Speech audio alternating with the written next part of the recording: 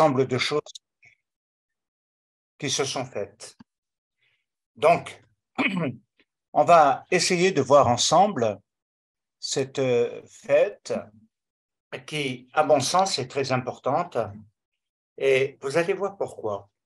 Et je crois que tout d'abord, je dois vous remercier encore pour votre soutien dans la prière, au travers de vos messages, de vos encouragements. Et c'est une bénédiction de Dieu. Dans ces moments, c'est une bénédiction de Dieu de pouvoir se sentir entouré. Que cela soit aussi pour tout le monde, quand il passe par des moments difficiles ou des épreuves, qu'il soit toujours entouré et que l'Éternel puisse intervenir et agir. Alors, Tou Bishvat, c'est vrai que cette année, pour moi, marque un temps important parce que c'est ce qu'on appelle également le Nouvel An des arbres. Alors, c'est une fête qui a été liée davantage au niveau du Talmud, mais elle s'explique bibliquement dans beaucoup de domaines et surtout, elle va nous conduire dans un certain nombre de choses et d'éléments. Dans le judaïsme, il y a 4 nouvel an. Il n'y en a pas qu'un. Il y a le nouvel an de l'année et là, nous sommes dans celui de Tou Bishvat, le nouvel an des arbres. C'est le temps et le moment où la sève monte. Et c'est pourquoi c'est très important. Elle est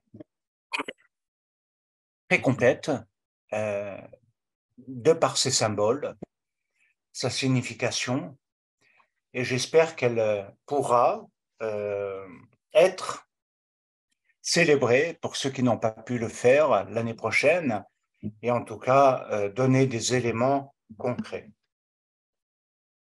Alors, elle se situe juste avant le printemps et en même temps avant la fête de Pourim et celle de Pessah. En fait, le Nouvel An des arbres est à 60 jours globalement de la fête de Pessah qui, lui, marque la nouvelle année dans le temps du calendrier et qui marque également une année nouvelle dans un itinéraire spirituel.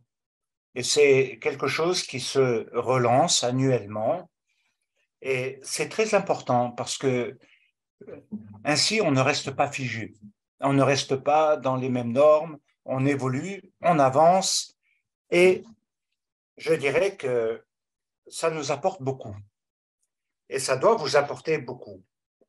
Alors, cette fête, elle intervient juste après la période qui, depuis Sukkot, au travers de la bracha des Mayim, la bracha de l'eau, et de la bénédiction de Dieu sur la terre, parce que c'est la période où la terre va véritablement recevoir toute l'eau nécessaire pour pouvoir développer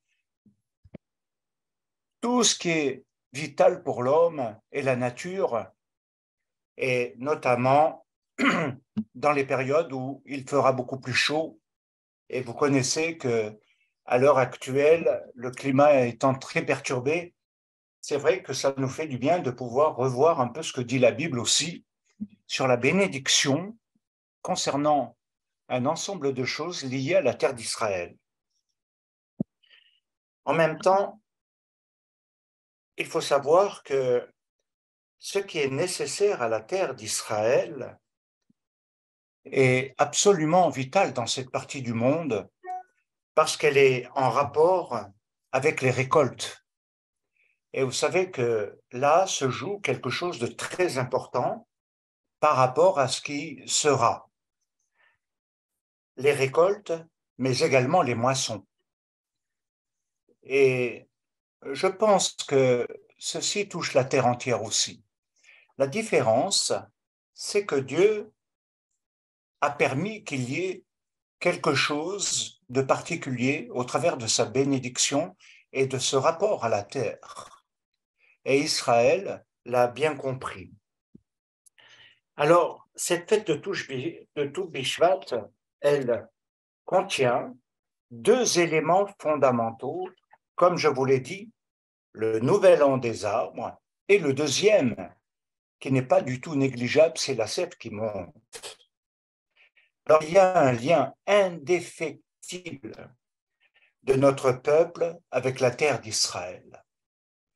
Ce n'est pas nouveau pour nous, tout ce qui se fait aujourd'hui au niveau de l'écologie. Mais nous devons comprendre pourquoi. Parce que c'est un lieu des promesses divines. C'est un lieu qui a reçu la bénédiction de Dieu. Et c'est un lieu habité. Des promesses divines qui conduisent aussi à l'épanouissement et également à la production des récoltes et des moissons. En même temps, ceci nous enseigne qu'il y a un épanouissement aussi spirituel, une nouvelle dimension de vie spirituelle, et c'est tout ce qu'il faut comprendre au travers de la sève qui monte. Pour atteindre Pessah, qui va nous amener dans quelque chose qui sera extraordinaire, notre sortie d'Égypte, mais également la construction de notre identité, de notre homme intérieur dans notre relation avec Dieu, de notre vie avec lui, au travers de l'alliance par laquelle nous passerons dans la fête de Shavuot. Et c'est fondamental parce que tout ceci nous amène à comprendre que l'on est sans cesse dans quelque chose qui nous élève, qui monte et qui ne descend pas ou qui ne stagne pas, mais qui nous fait véritablement avancer. Alors la sève monte et c'est quelque chose qu'il faut comprendre parce que dans la Bible, souvent l'âme et la Ruach HaKodesh et la vie dans sa sainteté est constamment en rapport avec la sève. On dit, par exemple, quand l'homme est atteint de folie, ou de folie, mais pas de folie mentale, où il a perdu le sens, nous dirons, dans la traduction juive, il est dit le naval, et le naval, c'est celui qui a perdu sa sève, celui qui a perdu son essence, celui qui a perdu ce qui lui donne la vie, l'existence, et également l'épanouissement. Alors, il nous faut savoir que ceci est en rapport avec les 4 mondes que l'on appelle premièrement Atzilut, qui est le monde de l'émanation et c'est le monde le plus proche de Dieu. C'est la première partie de ce Seder au travers des 4 coupes de vin qui le ponctuent. Il y a le deuxième monde qui est le monde de Bria et qui est le monde de la création et qui va être constitué dans la deuxième partie du Seder de Tu Bishvat. Le troisième, c'est Yetzira, c'est le monde de la formation et logiquement, il est la troisième partie du Seder. Le quatrième, c'est le monde de l'action, Asiya, et qui conclut le temps du Seder de Tu Bishvat. C'est Rabbi Yitzhak qui rédigea un pamphlet sur le Péri Etz Hadar, le fruit du bel arbre. Et il est rappelé à ce propos, à ce sujet, que l'homme est un arbre des champs. La référence est dans Deutéronome, Variem, au chapitre 20 et au verset 19. Et ceci est un cycle agricole de 7 ans qui s'achève par l'année sabbatique au travers de la Shemitah. Et ceci est important parce que la terre, tous les 7 ans, doit être en repos pendant une année, comme l'homme doit être en repos à un moment donné dans son temps hebdomadaire, mais également dans sa vie, afin de se reconstruire, de se redéfinir même quelque part. Il nous est dit que l'homme est un arbre des champs. Et c'est là que l'homme est comparé à un arbre, mais en fait, le texte hébreu veut signifier que l'homme en cultivant des racines profondes. L'homme est un arbre des champs, c'est-à-dire en cultivant des racines profondes, c'est-à-dire ce qui est notre émouna et notre engagement dans ces voies, et ce qui fait que nous produirons quelque chose. Et nous commençons à entrevoir un petit peu ce que cela va signifier. Nous devons, comme disait Yeshua Mashiach, produire des fruits. Il y a parallèlement Shaoul de Tarse qui parlera également, tout en étant en rapport, mais de manière différente, mais c'est à mettre en relation, des fruits ou du fruit de l'esprit, comparé aux fruits de la chair. Et il nous montre bien les différences dans Galates 5, et à partir de là, nous pouvons nous plonger totalement dans la réflexion, dans l'étude, que cela ne va pas non plus se faire naturellement. Je veux dire, c'est un fruit, c'est-à-dire quelque chose qui a été travaillé en amont, qui a été cultivé et qui à un moment donné se révélera ce qui a été réellement fait ou pas. Alors, je vous donne un exemple. Quand il est dit la paix, on n'acquiert pas la paix simplement en un claquement de doigts ou en disant je souhaite la paix, je veux la paix, je veux... Non, non.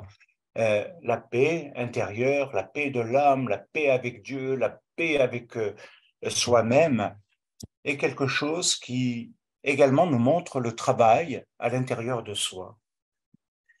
Alors, nous savons et connaissons tous ces divers enseignements de notre Mashiach. Et je dirais que parfois, l'enseignement de notre Messie peut être, à certains égards, considéré comme dur lorsqu'il dit que si quelqu'un ne porte pas de fruits, il est bon à être jeté au feu. C'est quand même assez rude. Mais il faut comprendre aussi la pensée derrière, c'est pas un rejet ou un mépris, quelque chose comme ça. Non. C'est davantage de bien faire comprendre qu'à un moment donné, l'inutilité ou le fait de ne pas être, eh bien, ne donne pas droit à quelque chose. Et c'est pourquoi Shaoul de Tarse dira également de son côté, travaillez avec crainte et tremblement à votre salut, à ce qui vous délivre, pour être plus littéral, à ce qui vous délivre, mais pas obligatoirement de toutes sortes de petites choses qui nous embêtent, mais également de ce qui nous empêche de nous élever davantage dans la présence de Dieu et d'être beaucoup plus conforme et d'avoir une stature spirituelle. Et nous sortir un petit peu de nos mentalités, je dirais trop humaines, qui sont normales, naturelles, mais qui nous retiennent captifs dans ce monde. Et c'est là que nous devons réaliser tout cet exemple que, par exemple, il nous est donné au travers de ces enseignements de Yeshua. Tout arbre qui ne porte pas du fruit est jeté au feu.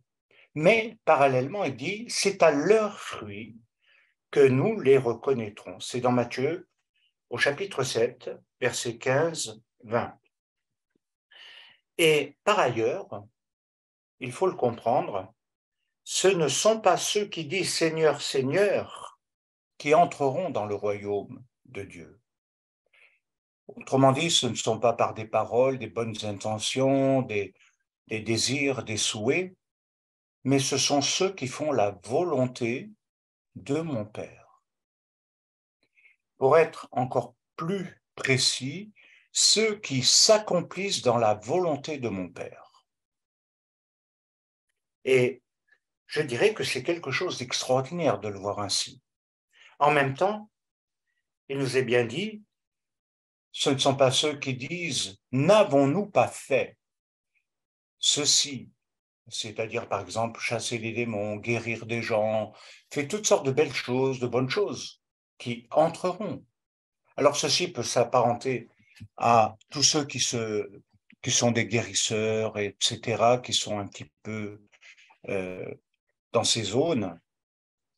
Mais ça peut toucher bon nombre de croyants qui pensent que le fait d'avoir ou des dons ou certaines choses les qualifie pour être acceptés dans le royaume de Dieu. Et Yeshua dit justement l'inverse. Ça ne vous qualifie pas parce que le don est une grâce, une bénédiction par rapport à quelque chose de très précis dans la souffrance humaine et qui révèle l'Éternel. Mais ça ne qualifie pas l'homme réellement pour qu'il soit accepté dans le Malchut à Elohim. Alors, ceux qui s'accomplissent dans la volonté de mon Père entreront.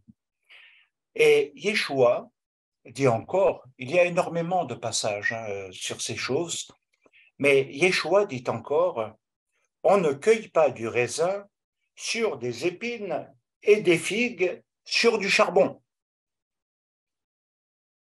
Le raisin, nous le savons, c'est le fruit de la vigne et il est très symbolique.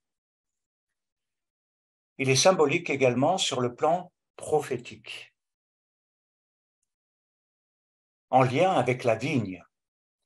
Il ne faut pas voir uniquement le fruit qu'est le raisin, il faut voir ce que, dans la pensée de Yeshua Mashiach, ça représente. C'est-à-dire, il y a d'abord la vigne. Ensuite, à une période de l'année, il y a le raisin.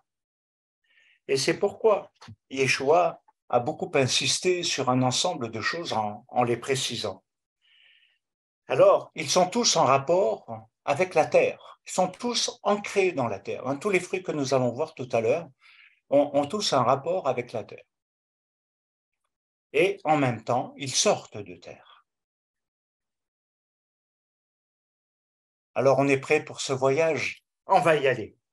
J'espère de tout mon cœur que cela va vous apporter, parce que nous allons trouver dans le Seder de Tou B'Shvat quelque chose que on peut partager avec d'autres. C'est une fête, je dirais, courte, mais relativement quand même joyeuse et qui nous apprend beaucoup de choses. Il y a un Seder également. Seder, ça signifie ordre, c'est-à-dire qu'il y a un ordre. On ne commence pas par les dates et on finit par le raisin. Non, il y a un ordre. C'est ce que signifie Seder, c'est exactement la même chose. Lorsque nous faisons Pessah, il y a un ordre, quelque chose qui est très cadré à ce niveau-là. Il faut nous rappeler une chose, par exemple, concernant le raisin, qui a été le premier à planter une vigne dans la Bible. Noé. Noé. Ah, bravo, Noah, Ah, exactement. Et ceci juste après le déluge. Il a planté une vigne, il en a tiré le vin, mais ça, malheureusement, ça n'a pas été positif pour lui. Parce qu'il s'est enivré et à un moment donné, il a perdu un peu la tête. Et c'est là que ses trois fils sont intervenus dans ce moment un petit peu particulier. Le raisin, en hébreu, il est considéré comme étant le sang de la terre. Et il est toujours pratiquement en rapport avec toutes les alliances divines. C'est pour ça qu'on va le retrouver à Pessah et que Yeshua, qu'est-ce qu'il a fait? Il a élevé une coupe de vin à un moment donné pour marquer l'alliance accomplie en lui-même et qu'il est l'agneau de Pessah, ce qui est extraordinaire. Et l'alliance, c'est vrai, est souvent conclue au travers du vin. Le vin a cette particularité dans la Bible d'être considéré comme quelque chose qui remplit de joie, d'amour et de plénitude. C'est son sens, sa signification. Mais il marque également aussi ce qui remplit l'être dans son âme et sa vie spirituelle. C'est-à-dire que si l'alliance, par exemple, et tout ce que nous pouvons faire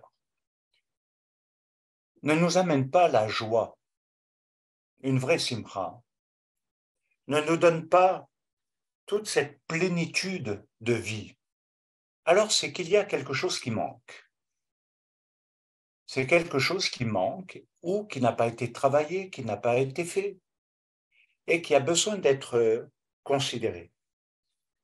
Alors, je pense que c'est très important parce qu'on parle beaucoup de la vie spirituelle et on essaye par tous les moyens de trouver des raccourcis pour aller très vite au travers de perceptions que nous pouvons avoir ou dans la prière ou dans des rapports avec d'autres ou dans nos études.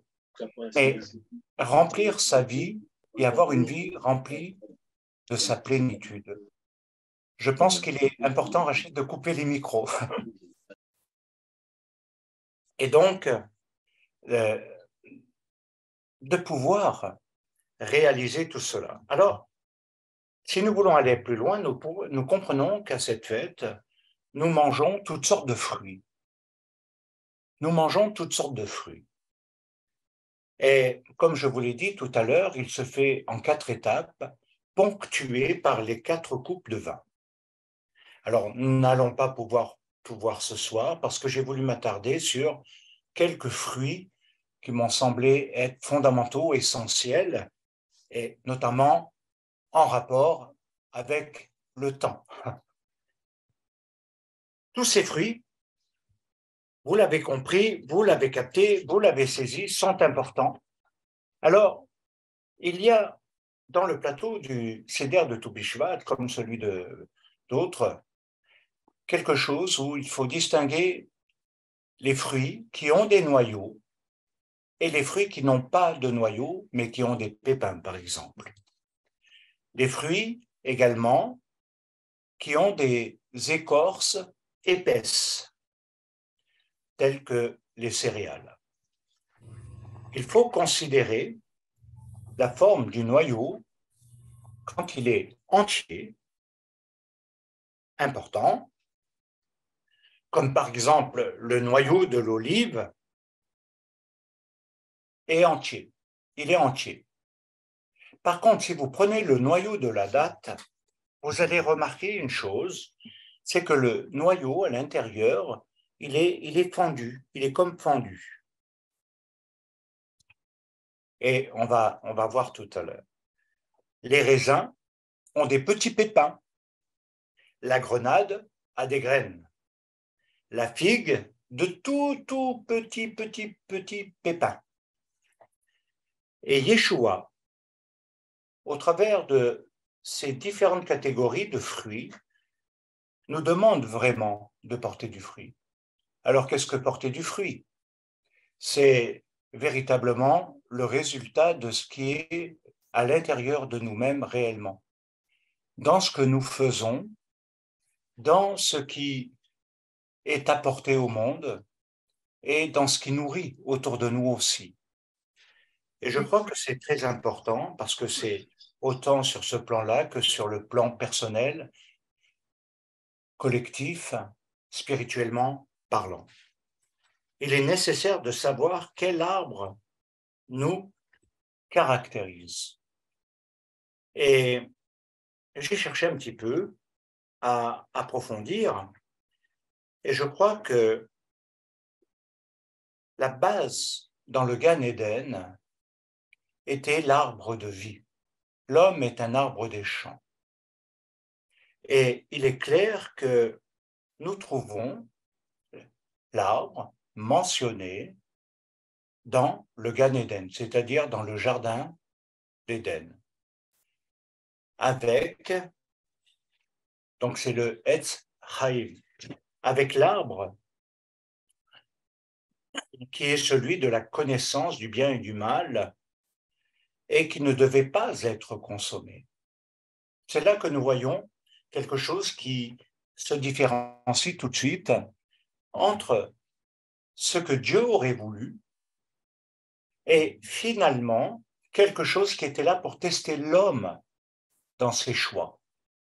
Et de le laisser libre de choisir. Et en fonction, il va y avoir un futur, il va y avoir quelque chose qui va se dessiner, qui va se faire. Et malheureusement, dans le cas précis, Adama n'a pas choisi l'arbre de vie, qui est le Messie. Il n'a pas choisi de vivre dans l'accomplissement de cette création que Dieu aurait voulu être véritablement glorieuse. Et il a donc raté le but. C'est le terme khata, péché, c'est il a manqué les objectifs, il a manqué les accomplissements, il a manqué le but dans le plan divin. Je dirais qu'il nous arrive souvent, peu importe pour quelle raison, de rater ou de manquer les temps de Dieu, mais également de rater les buts de Dieu. Dieu a un calendrier avec nous annuel. Et dans une année, nous pouvons réussir ou rater notre année. Ceci va dépendre de beaucoup d'éléments. C'est pourquoi il est important pour nous de bien saisir ce qui doit être consommé et ce qui ne doit pas être consommé, parce qu'ils vont produire un effet, inévitablement. Alors un effet de bénédiction ou un effet de souffrance. Quand nous voyons les conséquences sur la vie de Adam et Chava, eh bien, elles n'ont pas touché que ce couple, mais elles ont touché l'humanité entière jusqu'à nos jours. Et nous en voyons le résultat. Alors que s'ils avaient refusé de manger ce fruit, ils auraient une vie et nous aurions tous une vie sans souffrance et avec des bénédictions.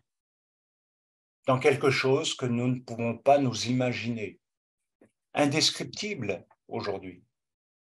Quelle aurait été leur vie? Et donc, c'est pourquoi je vous invite à réfléchir à cette chose qui est constamment présente, je dirais, dans notre vie, autour de nous, dans nos assemblées, dans nos rassemblements, dans nos partages. Il y a toujours quelque chose qui peut nous faire dévier du but. Toujours quelque chose qui cherchera à nous détourner de Dieu. Et ça peut être tellement d'éléments. Si nous devions passer en revue, ce serait incroyable. Alors, nous avons bien compris qu'il y a l'arbre et les fruits. Et Tohu Bishvat nous parle du fruit, mais de son arbre. Et si nous regardons le premier, celui qui est mis en premier dans le plateau du Seder de Tohu Bishvat, c'est celui du blé qui est dans Deutéronome 8.8 et qui nous dit qu'Israël est une terre. Israël est une terre qui produit le blé, qui est un élément vital pour la croissance de l'homme.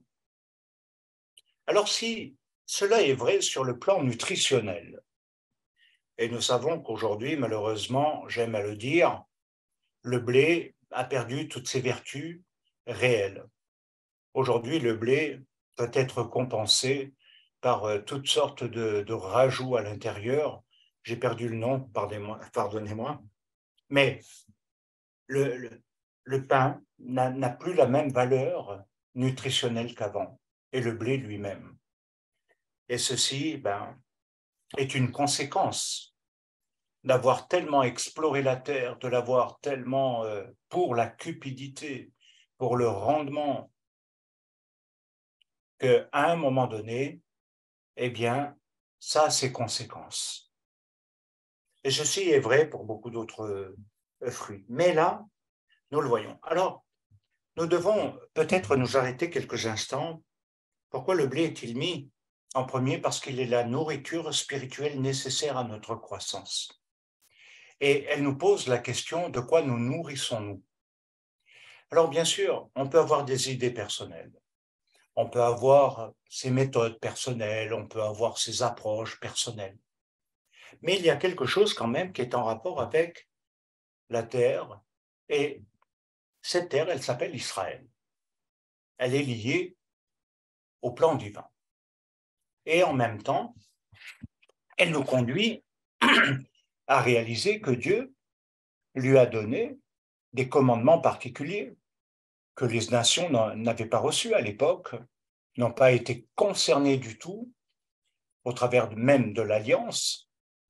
Mais là, nous voyons clairement qu'à un moment donné, Israël a reçu des lois, même agricoles.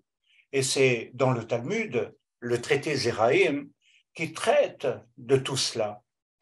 Et on n'est pas étonné qu'il y ait même la Shemitah, une terre non travaillée tous les 7 ans, pour que justement elle se repose, qu'elle se renouvelle, qu'elle se fortifie, pour pouvoir ensuite être ensemencée et porter du fruit et amener des grosses récoltes, pas des petites. Ceci est vraiment totalement dans l'enseignement de Mashiach. Alors la croissance, elle est, quand on est sur le plan humain, nous passons du stade de bébé à enfant, ado, etc. Mais cela ne veut pas dire que nous avons une croissance affective cohérente avec notre croissance intellectuelle, ce qui donne de la dichotomie. On peut avoir 2 âges, on peut avoir 2 niveaux. Soit on est un adulte intellectuel et un enfant sur le plan psychologique, dans sa maturité émotionnelle. Et ceci se retrouve beaucoup. Ce que l'Éternel veut, c'est en fait un homme de cohérence. Un talmide, quelqu'un qui veut le servir, quelqu'un qui veut marcher dans ses voies, accomplir sa volonté, c'est réellement quelqu'un qui est en cohérence dans ses maturités, donc dans sa croissance. La croissance spirituelle veut dire quelque chose qui monte et qui ne s'arrête pas jusqu'à sa maturité totale. Et je crois que aujourd'hui, plus que jamais, dans le constat que nous pouvons tous faire, il y a un grand manque de maturité spirituelle. Ce qui ne veut pas dire qu'il n'y a pas de maturité ou de sagesse, mais il y a quelque chose qui n'est pas atteint. Donc, il y a cet élément vital sur le plan spirituel à travailler, qui n'est pas seulement l'étude, qui n'est pas seulement d'écouter les enseignements, qui n'est pas seulement de prier, de chanter, de faire les fêtes, qui sont en rapport avec les mitzvot, mais également de travailler sur soi.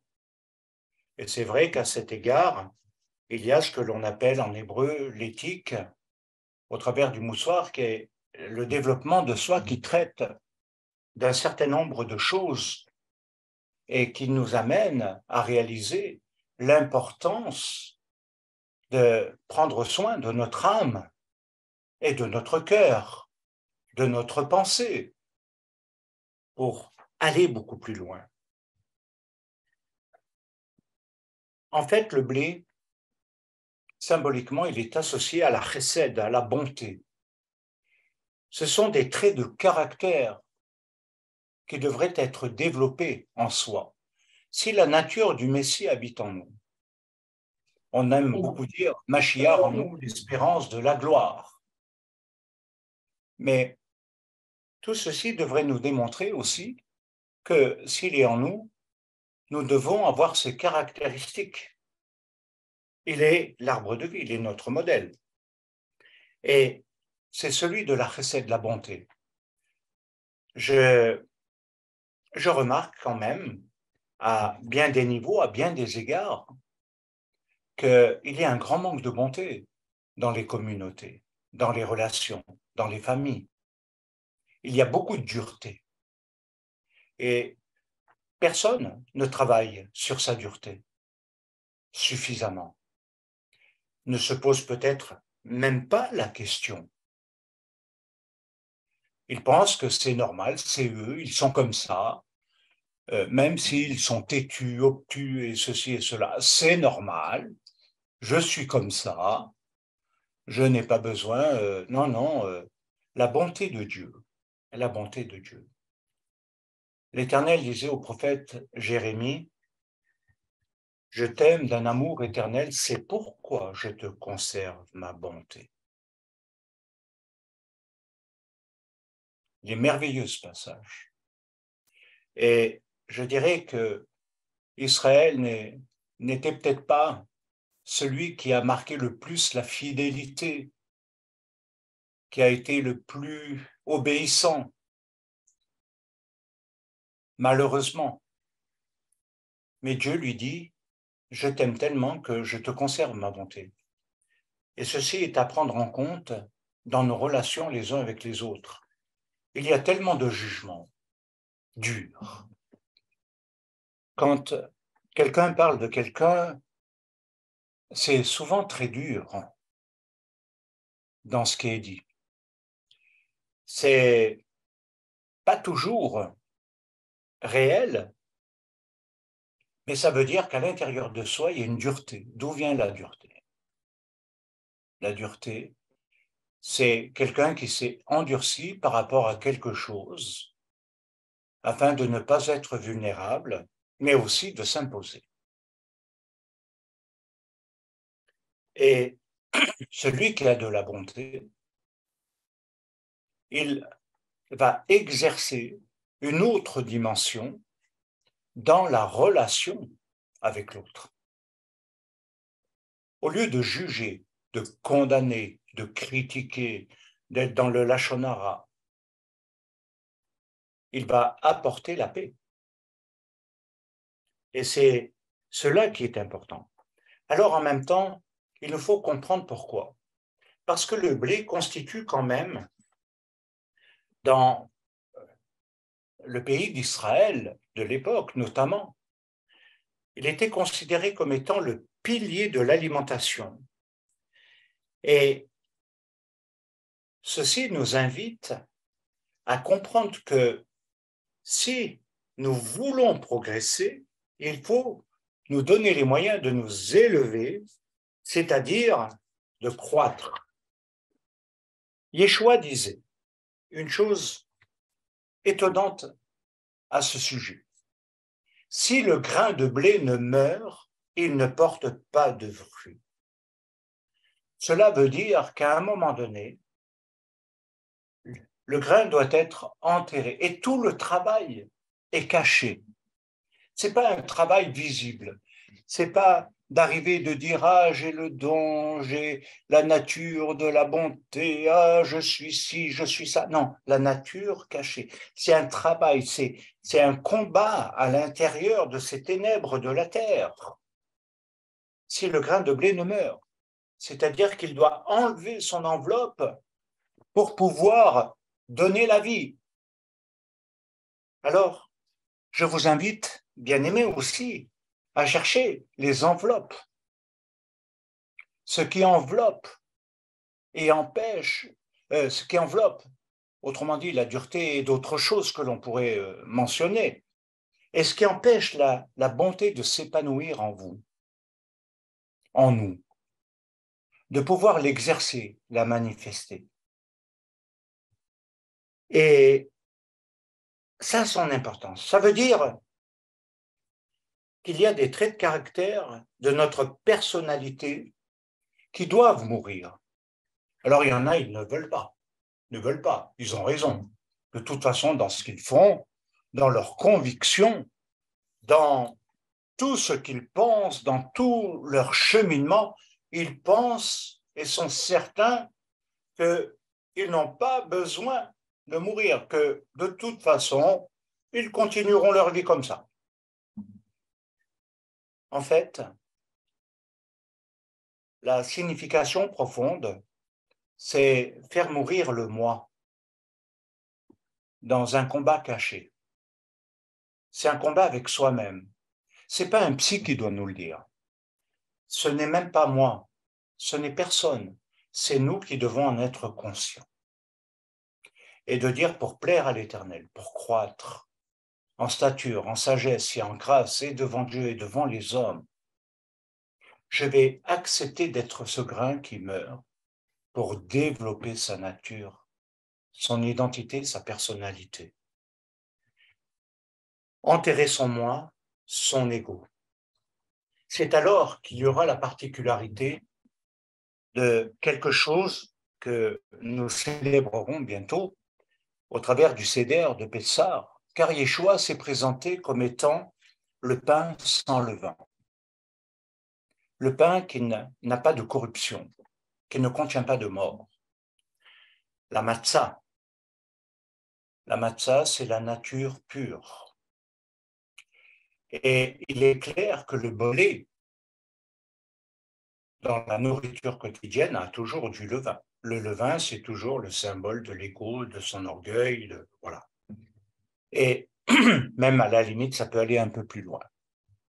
Celui qui veut s'élever par lui-même, eh bien, à un moment donné, l'Éternel l'abaissera. Il le nivellera, pour être plus juste. Et il est important de réaliser que Yeshua, quand il brise la matzah, il dit « c'est mon corps ». Il dit « c'est mon corps ». Il est rompu pour vous, et quand on regarde ce qui va suivre, il va mourir. Il va être crucifié pour notre rédemption, pour notre salut, pas pour notre bien-être. On n'est pas en thalassothérapie céleste, mais pour nous redonner la vraie vie, celle qui a été manquée, ratée lors du Gan Eden. C'est cela la rédemption, c'est une restauration. Le deuxième point, il concerne l'olive. L'olive est quelque chose de très particulier dans toute la Bible, pas seulement la Torah, mais dans toute la Bible. Parce que de son fruit, on va tirer par pression, et je précise bien par pression, l'huile d'olive qui va servir à deux choses, soit pour la nourriture, la conservation ou d'autres points, mais également pour tout ce qui va être sacré et qu'on va appeler l'huile d'onction. L'huile d'onction pour le Mishkan, pour le service divin. Il y aura donc deux catégories. Et c'est clair que c'est important de comprendre que Yeshua dit bien qu'il porte la lumière de la Ménorah, qu'il est la lumière du monde.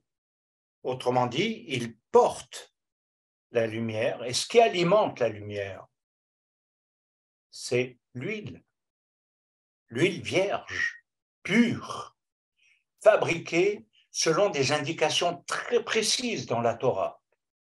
On ne mettait pas n'importe quelle huile, on ne mettait pas l'huile de friture ou l'huile de cuisine. Elle contenait 11 ingrédients précis. Chacun devait développer un odorat, un parfum, un goût. Quelque chose d'extraordinaire. Et cette huile, elle servait à la consécration des prophètes, des rois et des sacrificateurs. Et c'est ce qu'on appelle par définition l'onction, qui veut dire Mashiach, le oint. Waouh! Et c'est là que c'est quelque chose d'extraordinaire. Mashiach, c'est le oint. Il est oint. Il a reçu, autrement dit, une triple onction. Il est prophète, il est mélech, il est roi et il est sacrificateur. Actuellement, nous avons les deux accomplissements, prophète, souverain sacrificateur, et son retour sera la dimension, la consécration de roi de toute la terre. Et il régnera. C'est l'onction de David et du fils de David.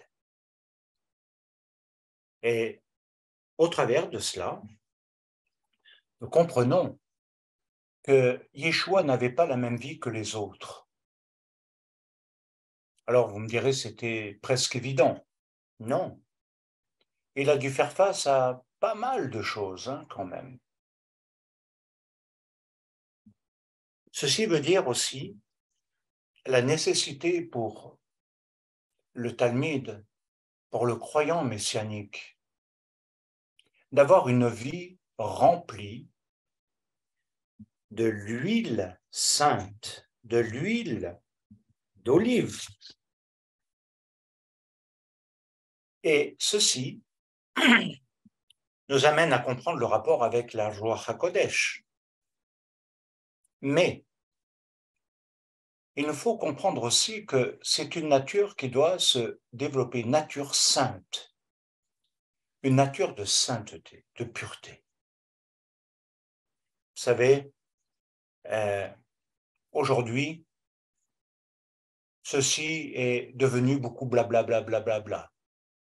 Peu l'enseignent, on accepte tout et n'importe quoi, et même la manière dont chacun vit.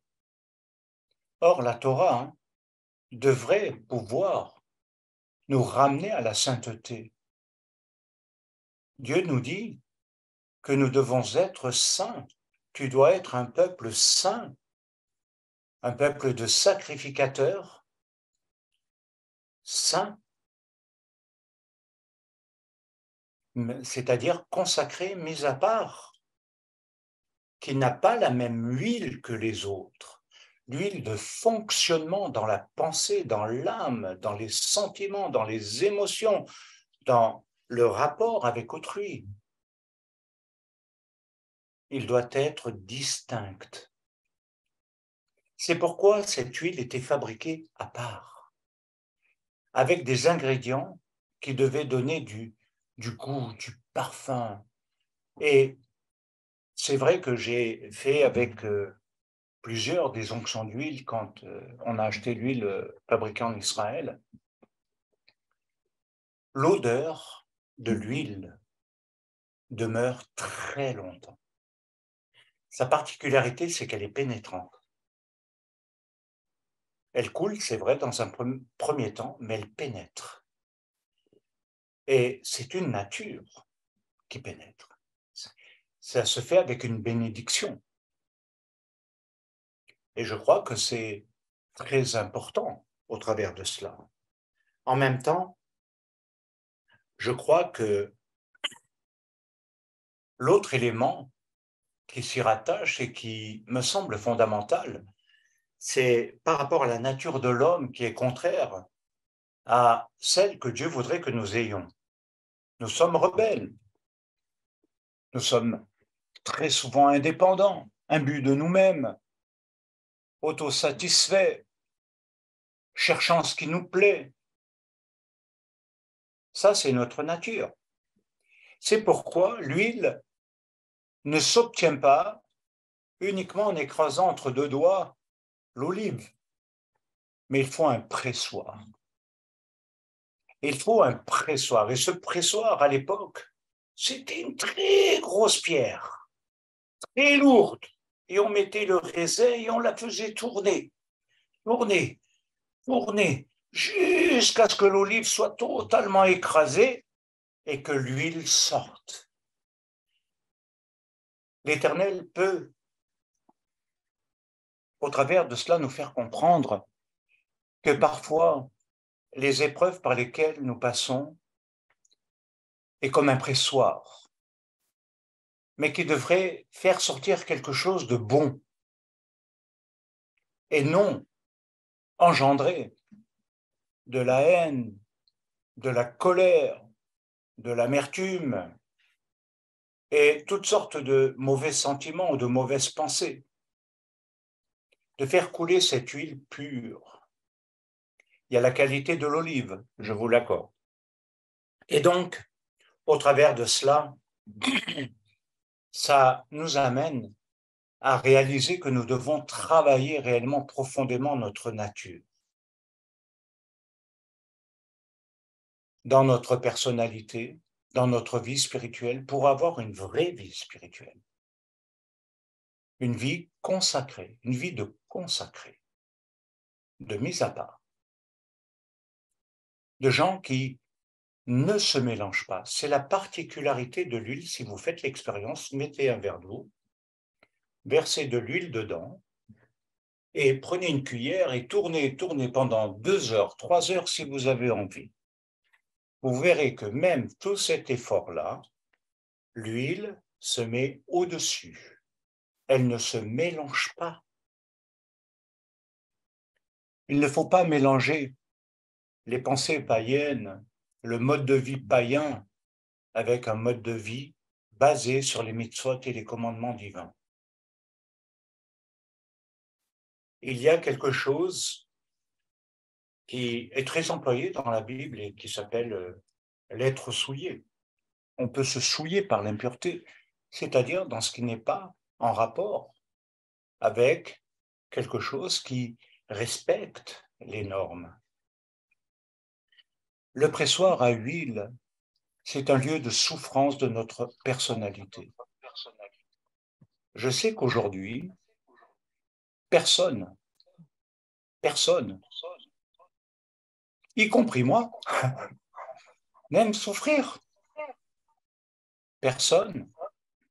Nous essayons d'atténuer les douleurs, les souffrances, c'est pour ça que les médicaments existent aussi, pour soulager, enlever. Parce que nous n'aimons pas cela. Nous ne le supportons pas. Autant une douleur mentale, morale, qu'une douleur émotionnelle, qu'une douleur physique, nous n'en voulons pas. Alors nous la fuyons, la douleur, et nous la cherchons dans des compensations extérieures qui vont nous satisfaire, mais qui ne vont pas nous remplir, qui ne va pas remplir notre vie, pardon, qui ne va pas nous apporter la lumière du monde, qui ne va pas nous apporter cette bénédiction qui vient d'en haut et qui va agir. Alors, il nous faut nous rappeler également que Yeshua, le temps le plus douloureux de toute son existence, a été le jardin de Gethsémani, qui veut dire le pressoir à huile. Dans ce jardin où il a prié d'une intensité telle que des grumeaux de sang ont coulé. Et il est passé par le pressoir. Et il a dit à un moment donné, concernant la coupe, non pas ce que je veux, mais ta volonté. Il aurait pu s'éviter. Il aurait pu éviter la mort, la souffrance, la crucifixion. Il aurait pu fuir et avoir une autre vie, normale, comme les autres. Mais il a choisi d'accomplir la volonté de Dieu. Mais pour l'accomplir, ça lui a coûté. Il a dû se combattre. Il a passé par une souffrance que nous n'imaginons pas. Cette souffrance était autant spirituelle que humaine. Nous ne mesurons pas toujours les degrés de nos souffrances. Nous accordons beaucoup d'importance à nos souffrances émotionnelles, de vécu, à nos souffrances de vie, à tout ce qui est en rapport avec notre existence. Et nous ne mesurons pas suffisamment nos souffrances spirituelles. Nous ne les comprenons pas. En fait, elles sont aussi des signes d'amour de la part de Dieu pour nous purifier, pour justement nous donner une personnalité selon Dieu. Et donc, ce qui a permis à Yeshua d'aller dans le jardin de Gethsémani. Et quand on a été en Israël, on a vu le vrai jardin. Et c'est extraordinaire. Alors, je vais avancer parce que je voudrais juste donner également, sans le développer ce coup-ci, hein, mais le symbole aussi de l'olivier que Shaoul de Tarse prend au travers de l'olivier franc et de l'olivier sauvage, la greffe. La greffe, elle est dans l'olivier, au travers de la sève qui monte et qui est la nature d'Israël, la nature de son appel, la nature de son élection, la nature de ce qu'il a reçu de Dieu.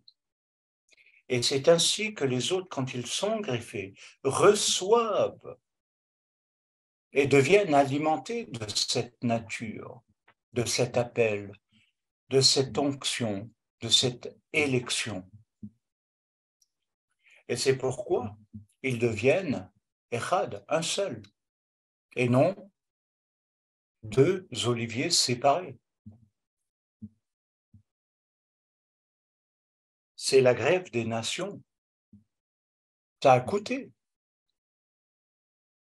Et ça coûte de se greffer sur Israël. C'est tellement différent. C'est tellement différent. Ça n'a rien à voir avec tout ce que vous pouvez entendre ailleurs. L'huile qui en est issue, est une huile nouvelle et elle est liée au symbole de l'olive, qui est la paix et la réconciliation. Et vous comprenez la base même de la grève de l'olivier franc, la grève de l'olivier sauvage sur l'olivier franc. C'est d'amener la paix, et c'est tout le message de Shaoul de Tarse du reste, mais également la réconciliation. Parce qu'il y a quelque chose qui s'est inclus, c'est le pardon, comme Yeshua l'a vécu. Au travers de son pardon, nous sommes réconciliés avec Dieu. Au travers de sa mort, de son sacrifice, nous sommes réconciliés et Dieu nous pardonne. Au travers de cela, nous devons comprendre que nous devrions être également dans cette nature divine de l'onction de l'esprit, être des éléments de paix et non de guerre, de discorde, de dissension, de dispute, de séparation, de division, mais de paix. De paix et de réconciliation, de restaurer. Et je crois que c'est fondamental. La durée de vie de l'olivier est illimitée. Il y a des oliviers millénaires. D'ailleurs, en Israël, il y en a. Et ceci veut dire que ça nous conduit également à l'espérance. Et l'huile d'onction était utilisée énormément dans l'Antiquité, dans le peuple juif, et également par les shléchim pour la guérison. C'est extraordinaire de voir ça. Essayez d'y entrevoir également la guérison des nations et la guérison d'Israël au travers du Messie. Mais de voir également la puissance de cette huile, la force que Dieu lui donne et qui est un pouvoir de guérison et qui a été très utilisée. Elle est aussi un pouvoir de guérison de l'âme. Quand il nous est dit dans Ésaïe 61 que Dieu nous donnera une huile de joie, une huile de joie. Autrement dit, en hébreu, si on le traduit, c'est une huile qui nous fait danser de vie, une huile de joie, au lieu de la tristesse, de l'abattement, au lieu d'être toujours dans la plainte, le gémissement, le ça ne va pas. une huile de joie.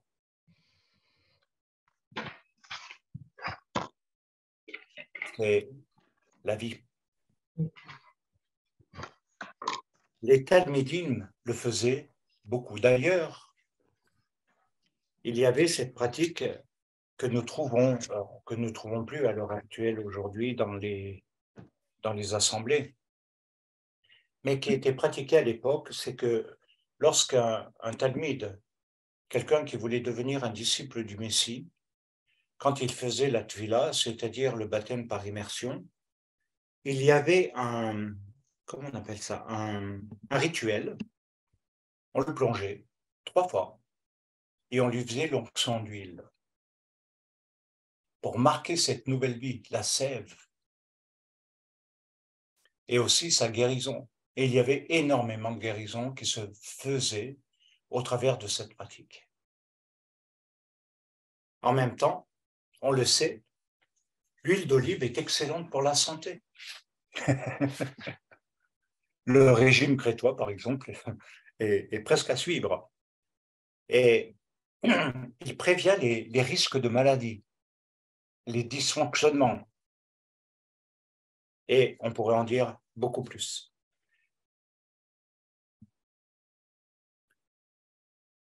La date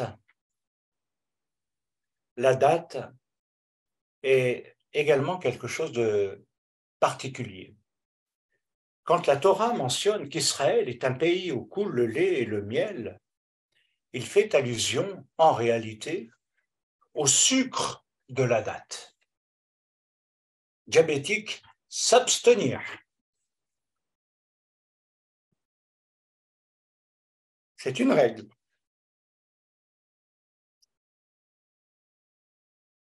Parce que la date marque par excellence la douceur. Et je crois que la douceur est quelque chose qui disparaît beaucoup du monde des croyants. Il y a beaucoup de brutalité dans les paroles, dans les propos, dans les comportements. Il y a beaucoup d'agressivité, beaucoup de méchanceté,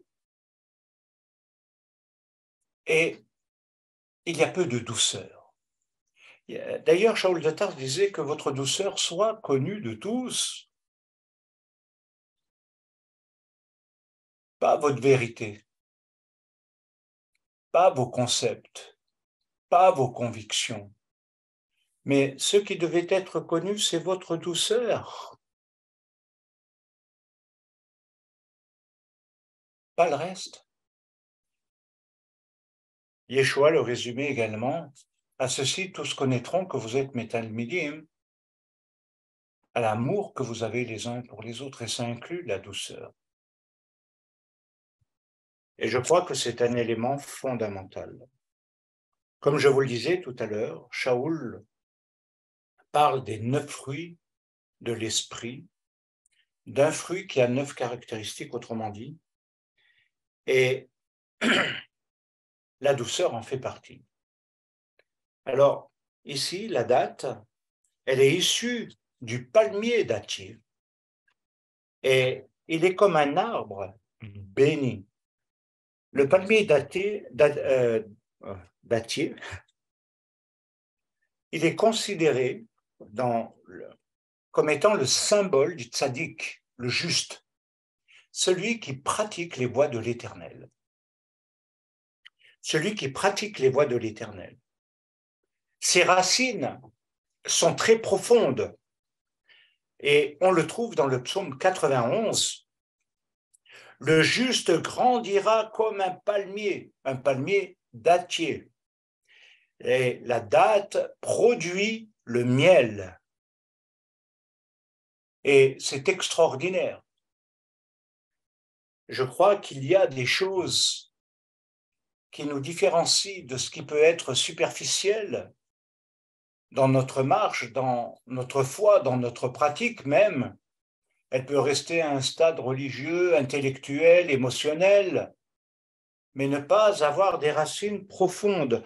L'une des caractéristiques réelles du palmier dans ses racines, c'est que les racines sont, à chaque fois, quand il va croître, la racine a la même dimension sous terre.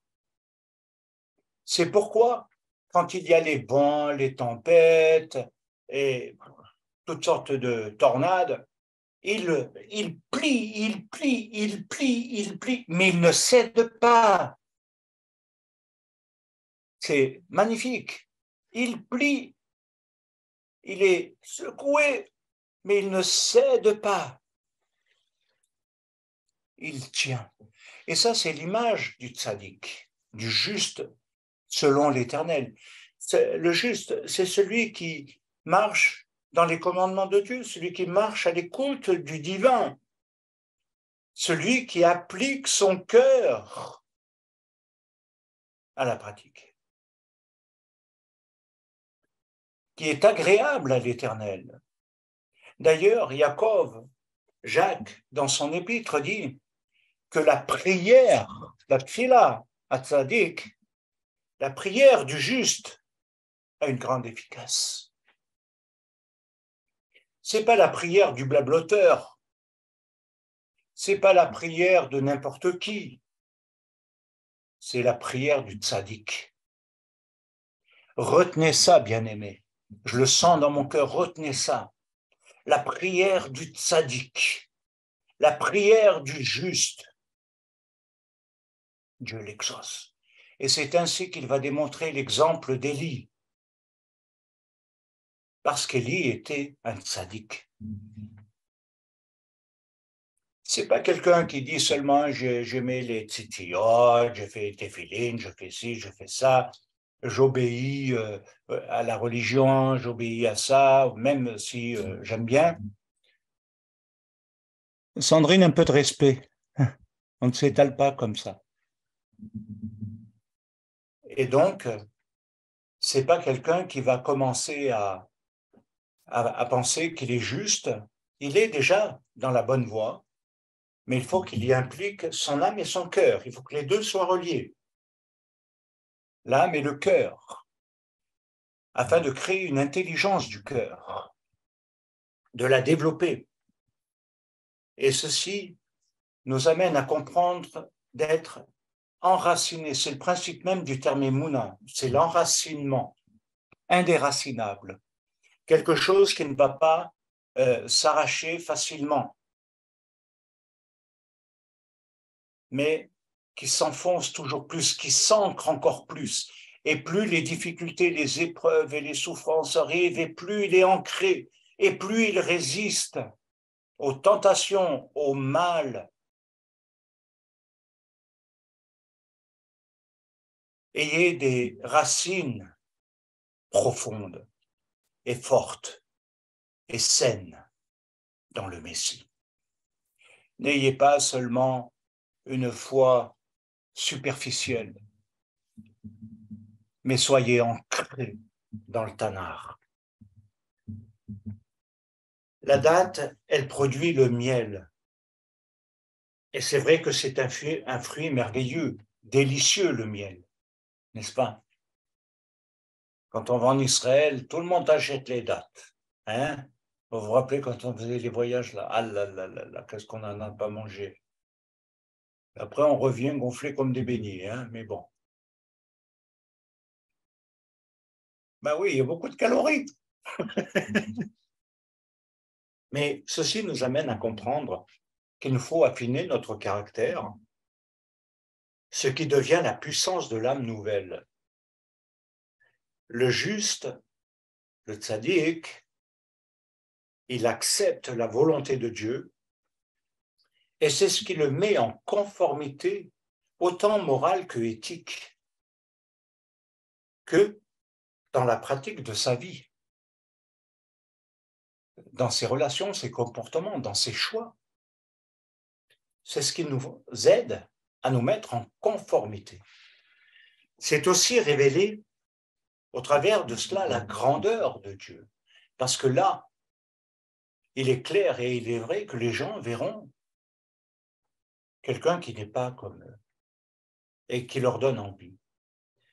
Je vous pose une question. Quel est le croyant qui vous donnerait le plus envie de suivre Dieu dans vos relations?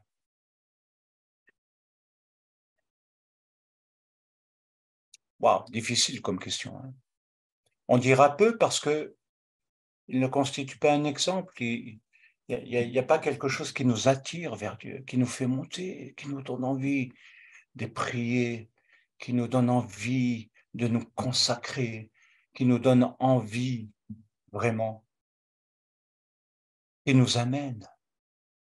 Vous savez, j'ai côtoyé beaucoup de gens et parfois, sans qu'on soit conscient, sans qu'on le sache, eh bien, les gens venaient et entraient dans quelque chose et grandissaient et servaient Dieu.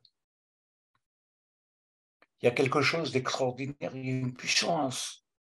C'est pas à coup de marteau, de verset, de tradition. Il faut une essence. La date produit le miel. Et vous avez remarqué que tous les fruits produisent quelque chose d'autre que ce qu'il est lui-même par nature. En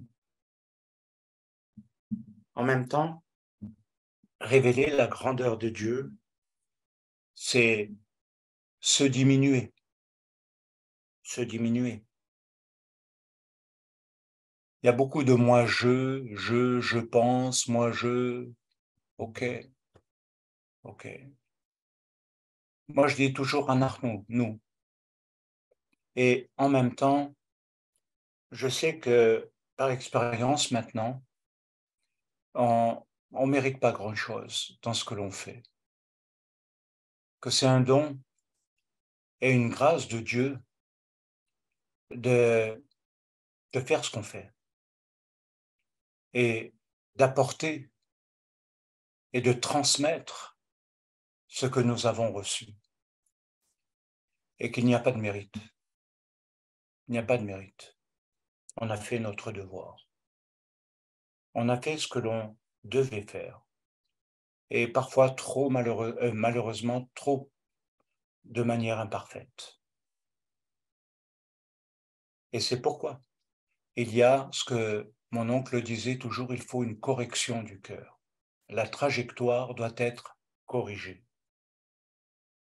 Quand tu prends un mauvais chemin dans tes mauvaises pensées, corrige la trajectoire, reviens à l'Éternel et lui te remet sur le chemin.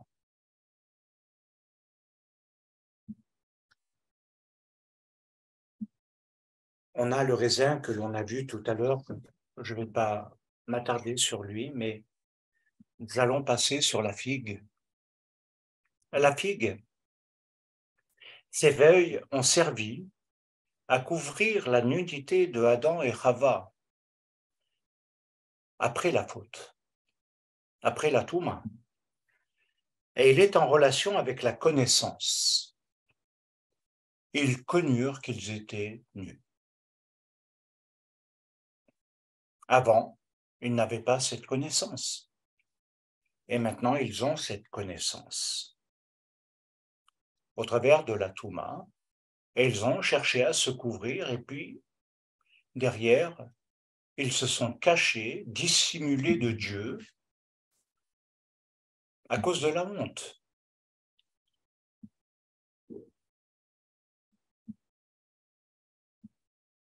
Ils ont, on dit en hébreu rabbinique, on dit qu'ils ont hérité d'une autre connaissance. Ils avaient au préalable la connaissance de Dieu. Ils avaient une connaissance de Dieu. Une connaissance de Dieu qu'ils auraient dû suivre. Une connaissance de Dieu en tant que créateur et relationnel, merveilleux, extraordinaire. Et pourtant, ils ont sombré dans une autre connaissance. Celle qui amène la destruction. Celle qui est une force destructrice très importante. La conséquence est immédiate enfin immédiate, façon de parler, mais visible. Ce qui devait être Echad et le rester a divisé une famille. Des sentiments nouveaux ont émergé, Caïn et Abel. Des problèmes profonds ont commencé à émerger. Et le fruit de leurs entrailles a donné malheureusement, des fils qui vont donner le faux Mashiach, la descendance de Caïn.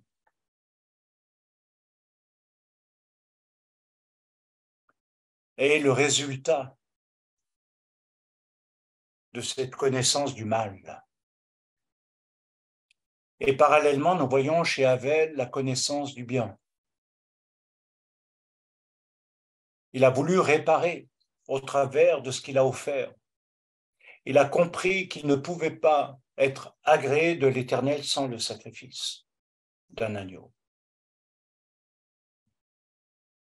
Il a compris, en quelque sorte, une forme de réparation-rédemption. Et Caïn, lui, a été marqué par la jalousie, la colère, et c'est ce qui a donné le meurtre, et que nous retrouvons comme étant interdit dans les 10 Dvarim, les 10 paroles, les 10 commandements. Parce que vous voyez, c'est quelque chose qui tue son frère, et non qui édifie le frère, non qui le relève, non qui l'élève, mais qui l'amène à la mort, mais ensuite produit ce qui éloigne de Dieu. Je vous rends attentif à ça. Ils ont hérité d'une autre connaissance. Alors, Abel, et au travers de la promesse de Bereshit 3.15, nous avons également ce qui constitue la force constructive, puissante. Et c'est très important d'avoir cet équilibre.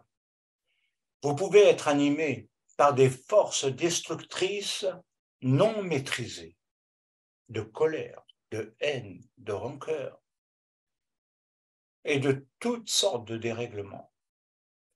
Mais ça tue l'autre. Ça ne le guérit pas. Ça ne réconcilie pas. Ça n'apporte pas la paix. Ça tue son prochain. Les paroles, également, sont destructrices parce qu'elles, comme Caïn, elles traduisent un état. Elles traduisent ce qui est au fond. Que votre douceur soit connue de tous. La connaissance de Dieu. Alors, cette force constructrice puissante, parce que la figue, elle est liée à notre implication volontaire dans le désir de faire le bien et non le mal. Faire le bien et non le mal, c'est un choix. Voilà ce que tout cela enseigne. Faire le bien et non le mal. Mais tu choisis. Même quand tu es en face de quelqu'un, tu choisis. L'ego, l'égoïsme, l'égocentrisme, malheureusement, vont alimenter beaucoup plus le mal que le bien. Une nature transformée. Autrement dit, en hébreu, ça veut dire sépare le bien du mal. Sépare, apprends à séparer, à être un perushim qui sépare, qui sépare, qui sépare.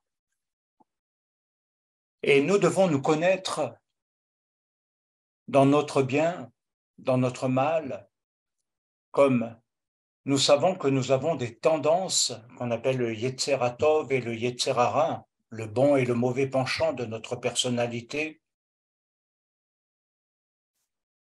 Nous devons savoir que nous avons des tendances qui nous font pencher plus d'un côté que de l'autre. Mais si nous suivons l'ordre du Seder de Tou Bishvat, nous commençons à voir toute la construction qui nous amène maintenant à réaliser que nous obtenons la capacité de pouvoir nous séparer du mal. Celui qui veut faire du bien doit se séparer du mal. Celui qui veut marcher dans les voies de l'Éternel doit se séparer du mal. Celui qui veut plaire à l'Éternel doit se séparer du mal et non l'entretenir, non le cajoler, non en faire un ami, un allié de défense de sa personnalité.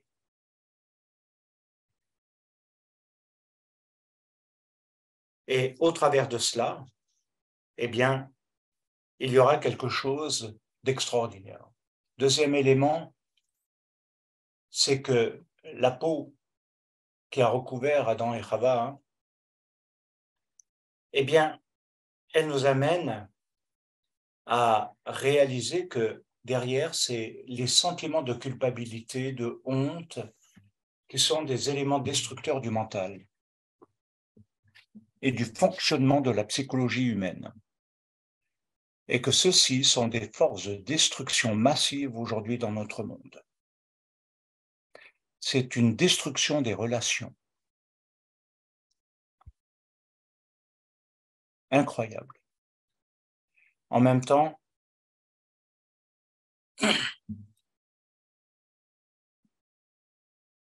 nous devons réaliser que Yeshua lui-même va parler au figuier. Et il va nous enseigner à propos du figuier, qui, à ce moment-là, ne devait pas porter de figues puisque ce n'était pas la saison, mais il va le maudire. Et le lendemain, il reverdit. Le figuier est un symbole d'Israël et c'est le retour d'Israël sur sa terre. Après le temps de l'exil, il y a le temps du pardon et le temps du rétablissement. Et c'est très prophétique, car à partir de maintenant, il ne sera plus sans fruit. Autrement dit, le figuier a fleuri. Et le temps de Mashiach sera réellement concret.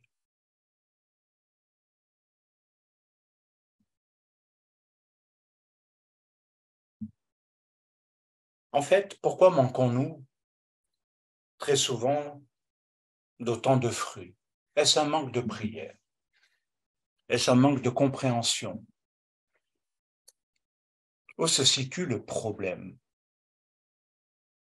pour que parfois nous ne changions pas? Je dirais que ce n'est pas obligatoirement dans la prière, mais c'est dans la manière de se combattre dans la prière, de combattre sa nature, de ne pas l'accepter, de ne pas accepter la nature mauvaise. Trop de gens l'acceptent. Et c'est presque normal, naturel, c'est eux, c'est eux. Mais après, ils veulent faire plein de choses pour Dieu, mais ils détruisent tout ce qu'ils touchent. Détruisent les relations, ils critiquent l'autre, ils le rejettent, ils ne l'acceptent pas. Qu'est-ce que c'est ça? Il y a des changements à faire, des profonds changements. Je vais vous dire que la cause profonde de cette autre connaissance n'est que cette semence mauvaise que nous avons héritée et qui est la désobéissance. Tu veux apprendre à obéir, j'aime beaucoup le dire, apprends d'abord à désobéir à ta désobéissance. Et là, tu comprendras l'obéissance. L'obéissance à sa parole, l'obéissance à ses commandements, hein. L'obéissance à marcher d'une manière sainte dans ses voies, et pas simplement d'être un croyant hébreu messianique, un talmide messianique, mais qui réalise la plénitude de la restauration en lui, comme un arbre planté près d'un courant d'eau.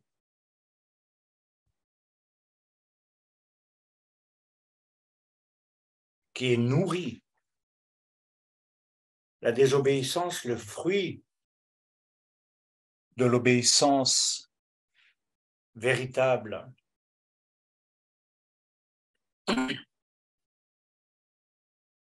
est extraordinaire, car il nous est dit que par l'Adam, le mal est entré à cause de sa désobéissance et a détruit le futur, la future humanité que Dieu aurait voulu.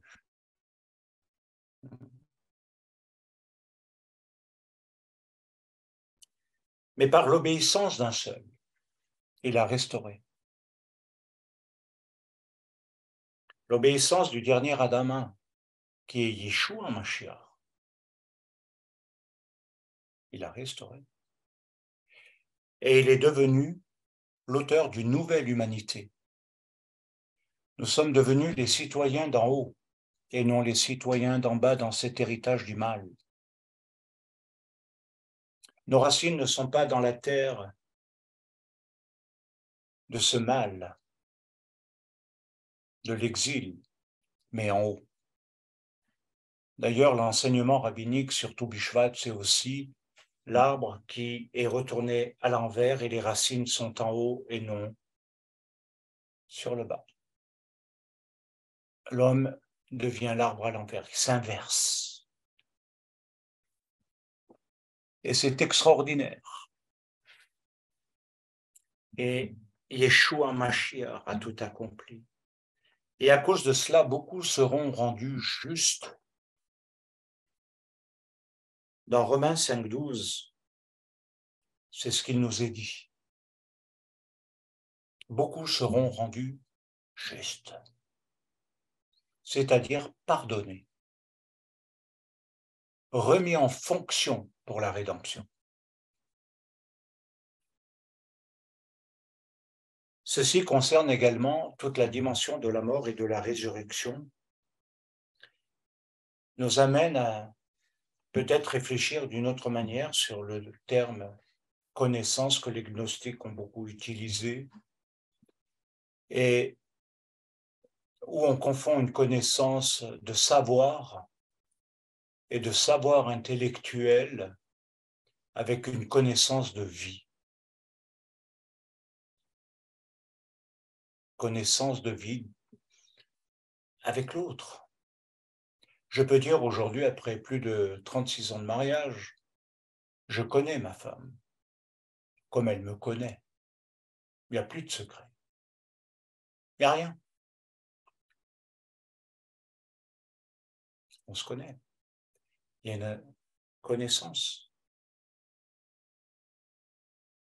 Et c'est ce qui est fondamental, c'est de construire cette connaissance qui est relation. Par ailleurs, cela signifie littéralement avoir une connaissance de Dieu dans sa révélation. Pas une connaissance que nous nous sommes forgés de qui est Dieu, de l'image que nous projetons de Dieu, ou du Messie, ou de la vie spirituelle, ou de ça, mais de nous, d'être enseignés par lui. C'est cela la révélation. Qu'il révèle les zones cachées pour les mettre en lumière. Alors, bien-aimés, je conclus tout simplement parce que il nous faut nous poser la question par rapport à Tou Bishvat, ce nouvel an des arbres, soit la sève de l'arbre monte, soit la sève ne monte pas, c'est-à-dire que la connaissance de Dieu ne grandira pas. il desséchera son âme, sa vie, et je dirais sa vie spirituelle comme sa vie intellectuelle, comme sa vie émotionnelle. Elles ne se construiront pas réellement. Autrement dit, ce que Tobishvat et cela nous enseigne, c'est de comprendre, de passer de la stérilité à ce qui ne produit rien, à la fécondité. Et ça, c'est très important. Alors, en conclusion, bien-aimés, portons du fruit digne de notre teshuva. Que Dieu vous bénisse. Toda Rabba. Merci, Rabbi. Merci beaucoup. Que l'Éternel vous garde. Pareillement.